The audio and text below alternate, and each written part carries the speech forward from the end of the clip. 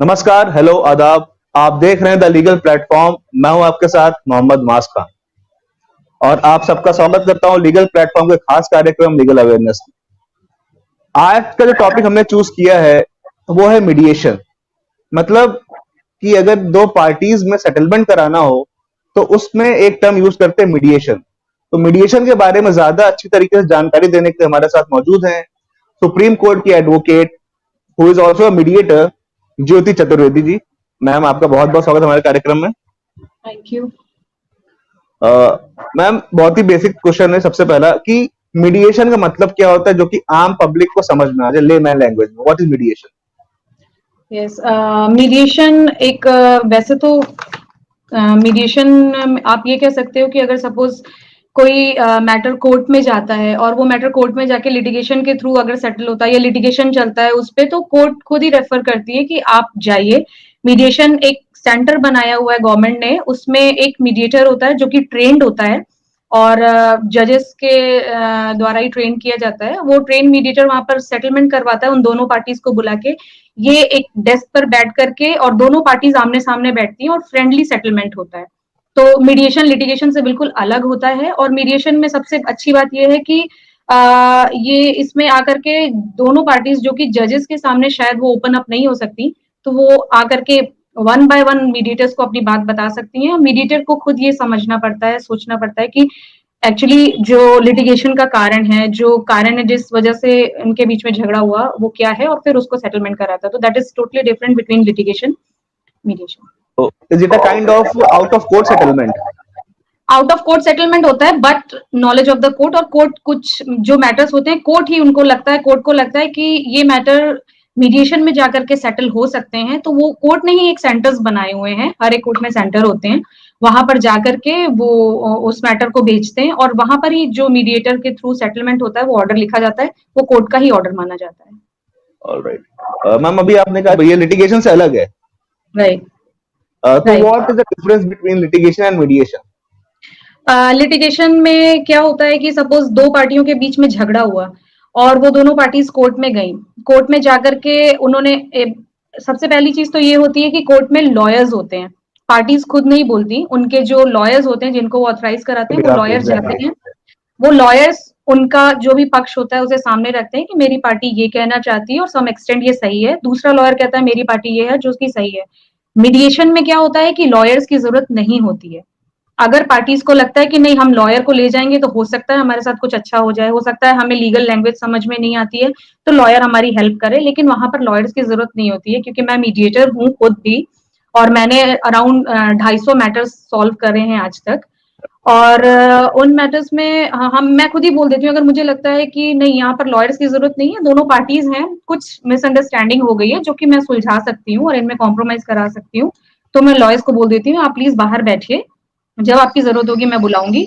और फिर मैं एक एक करके दोनों पार्टीज को पहले तो साथ में बुलाती हूँ, बात पूछती हूँ कि क्या प्रॉब्लम है, उसके बाद एक एक करके उनको बुलाती हूँ और सोचने समझने की कोशिश, क्योंकि हमारी ट्रेनिंग में बताया जाता है कि आपको कैसे उनसे डील करना है, कैसे बोलना है, कैसे समझ में आएगा कि एग्जैक्टली वो चाहते क्या है, और फिर वो बात करके वो फिर सेटलमेंट सम एक्सटेंड हो ही जाता है। और वो सेटलमेंट हम तभी कर सकते हैं जब दोनों पार्टीज अग्री करेंगी। सेटलमेंट ऑब्वियसली दोनों पार्टीज के ऊपर ही जाता है। अगर एक पार्टी कहती है कि नहीं इन टर्म्स पे मुझे नहीं समझ में आ रहा और दूसरी पार्टी कहती है कि नहीं इन टर्म्स पे मेरे लिए ठीक है, तो वो सेटलमेंट मैं या हमारे जैसा मेरे जैसा कोई भी मीडिएटर नहीं कराता, फिर वो हम उसको कोर्ट में वापस भेज देते हैं कि भाई ये सेटलमेंट के लायक है नहीं।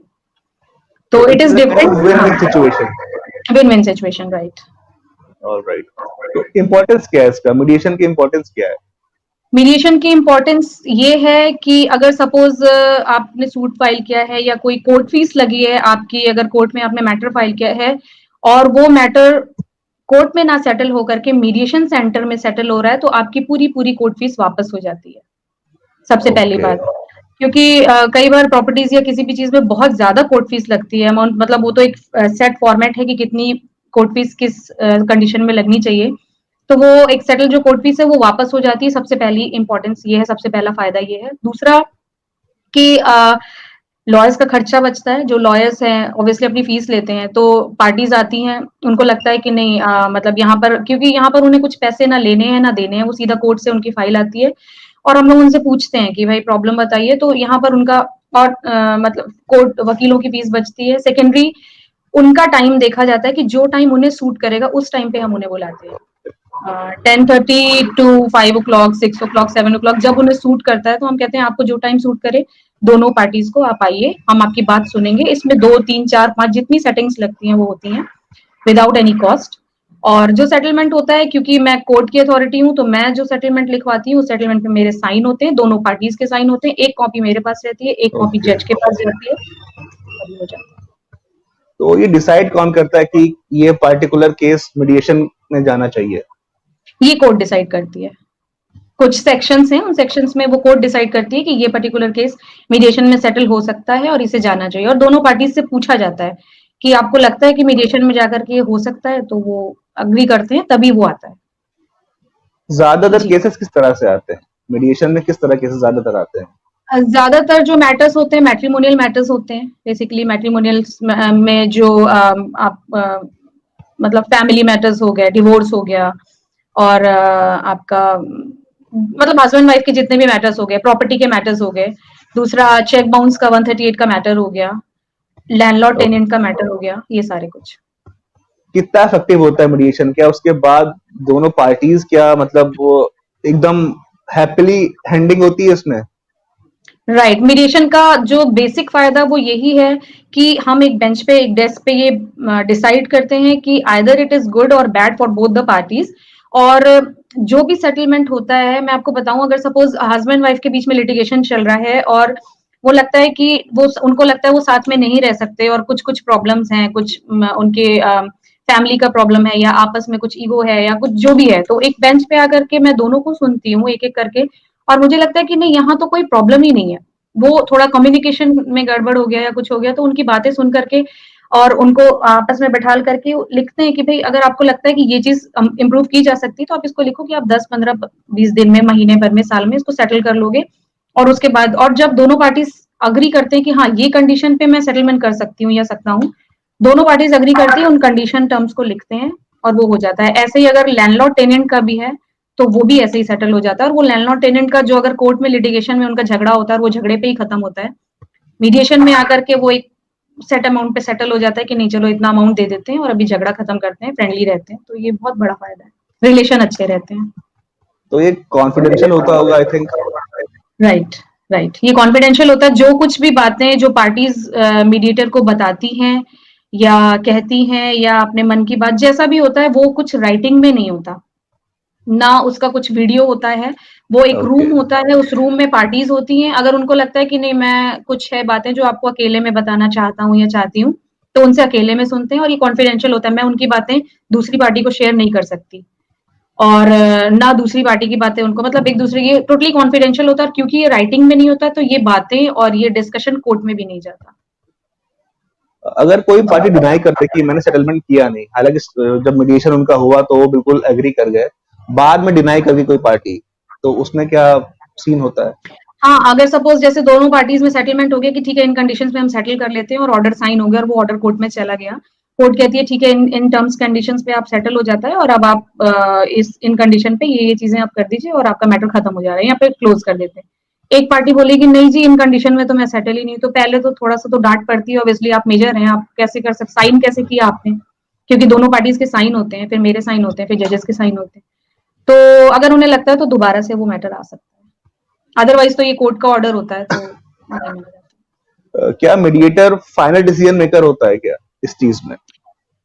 हाँ, फॉर सम एक्सटेंट, क्योंकि दोनों पार्टीज के साइन होते हैं। जो ऑर्डर होता है, जो सेटलमेंट होता है, वो सेटलमेंट पेपर पे होता है, ब्लैक एंड व्हाइट में होता है और वो दोनों पार्टीज पढ़ती हैं। अगर उन्हें समझ में नहीं है, सपोज कई बार गांव से भी लोग आते हैं, इलिटरेट लोग भी आते हैं और उनको लगता है कि ये कंडीशन मुझे समझ में नहीं आ रही, इसीलिए वो लॉयर को बुलाते हैं। तो अगर लॉयर आते हैं, वो पढ़ के बताते हैं कि जी ठीक है, इसमें तुम्हें ठीक लगेगा। मैं सुनाती हूँ, फिर वो खुद से पढ़ते हैं, उनका लॉयर सुनाता है, उसके बाद दोनों पार्टीज उन पेपर्स पे साइन करती हैं। और जब वो दोनों पार्टीज उन पेपर पे साइन कर देती हैं, फिर मैं अपने साइन करती हूँ, फिर कोर्ट में जाता है और वो फाइनली ही होता है। मतलब वो that is like a court order. तो ये टर्म्स एंड कंडीशंस को लिखा जाता होगा कि क्या क्या टर्म्स और कंडीशन दोनों पार्टीज की हैं? जी जी जी, बिल्कुल, ये लिखी जाती हैं क्योंकि ये पेपर पे ही होनी चाहिए, वर्चुअल तो नहीं होता। जी। ओके। तो ज्योति जी बहुत बहुत धन्यवाद आपका कि जो आपने इतनी इजी लैंग्वेज में मीडिएशन समझा दिया और लिटिगेशन डिफरेंस क्या होता है मीडिएशन से वो सबको बता दिया। तो दर्शकों से अपील है कि आप अपनी किसी भी तरह की समस्या हो तो लीगल से जुड़ी समस्या हो तो नीचे दिए हुए कॉन्टैक्ट नंबर पे ईमेल आईडी पर संपर्क करें। और एक ज्योति जी चीज मैं बहुत और बहुत कहना धन्यवाद। चाहती हूँ, एक चीज और हाँ, कहना चाहती हूँ, बिकॉज अभी ये कोविड का टाइम चल रहा है, तो आउट ऑफ कोर्ट सेटलमेंट भी होते हैं। अगर किसी को लगता है, जो भी पार्टीज हैं उन्हें लगता है दो पार्टीज के बीच में कि नहीं, कोर्ट में जाने से पहले हम खुद जा करके किसी मीडिएटर को या किसी लॉयर को ये पूछ लें कि ऐसे कैसे, ऑब्वियसली मीडिएटर्स को ही, तो आउट ऑफ कोर्ट सेटलमेंट मतलब लिटिगेशन में जाने से पहले भी सेटलमेंट हो सकते हैं। अगर किसी को नहीं पता हो तो ये भी चीज होती है।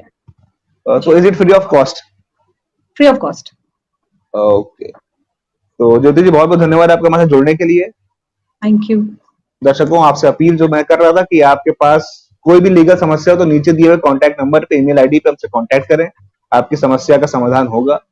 मिलते हैं आपसे अगली वीडियो में, देखते रहिए द लीगल प्लेटफॉर्म। धन्यवाद।